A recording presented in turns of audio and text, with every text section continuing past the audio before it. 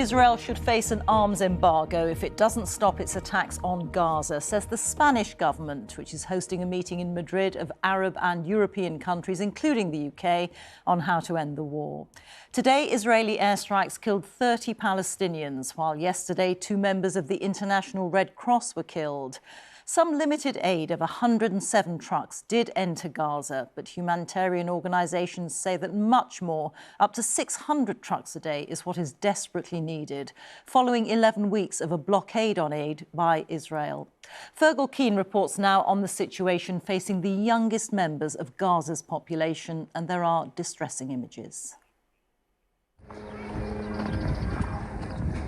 We see it, and we hear it.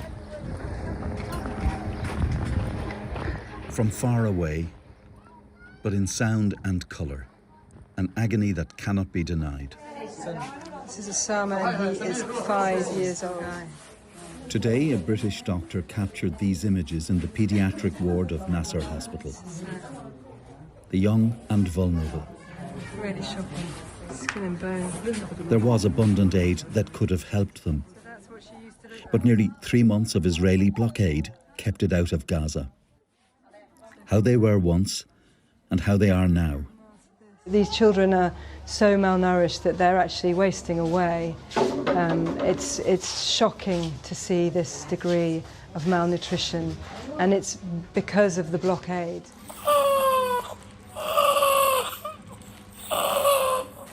The hunger ward, where a colleague first met 5-month-old Siwar Ashur. Allergic to regular milk formula, the special variety she needed was running out under the blockade. When I change her, her body is very bad and dehydrated. She's like a skeleton. Whenever I look at her, I cry. I cannot bear how thin she is.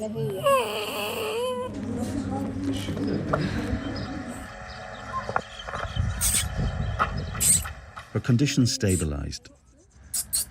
And a week ago, Siwar was sent home from the busy hospital with a can of baby formula. The situation is very dire. We're staying in a tent, and there are many insects. The insects come at her. I have to cover her with a scarf so nothing touches her. Even though Israel is now allowing some aid into Gaza, there's nothing like enough nutrition for Siwar. Her mum says her weight has dropped again in recent days. Currently, there is no food or nutrients. The water is polluted and we force ourselves to drink it. We don't have food or bread. The shelter was hit by gunfire when people attempted to loot food nearby. When Siwar hears the sounds of the rockets, she gets startled and she cries. She understands these things. The sound of the tanks, warplanes and rockets are so loud and they are close to us. And if she was sleeping, she would wake up startled and crying. The Israeli government said 3 days ago there was no food crisis in Gaza, but that it was now allowing aid to prevent one. Life is hunger, fear, and trauma.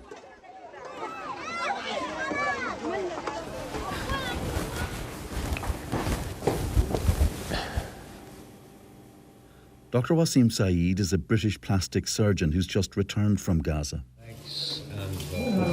He's treated many children, like 6-year-old Noor, who suffered severe blast and burn injuries in an Israeli airstrike. Lack of nutrition is making it much harder for wounds to heal, he says. You could see people losing hope. You could see how depressed they were. The nutritional status of everybody was appalling.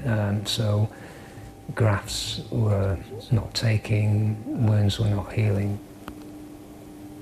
Yet for all that he's seen, this British doctor wants to go back.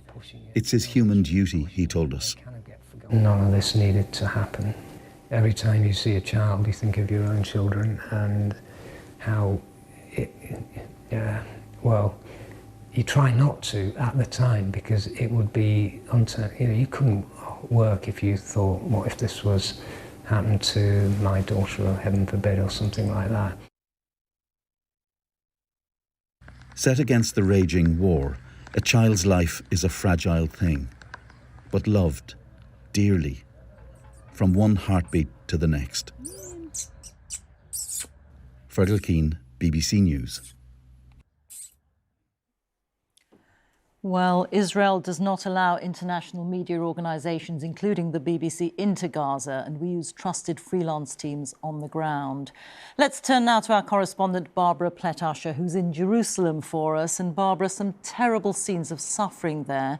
We know that some aid has got in. Are we likely to see any improvement soon? Well, Israel says it has allowed around 500 lorries carrying food supplies into Gaza over the past week. And some of that has been distributed, but there's been a lot of chaos and insecurity.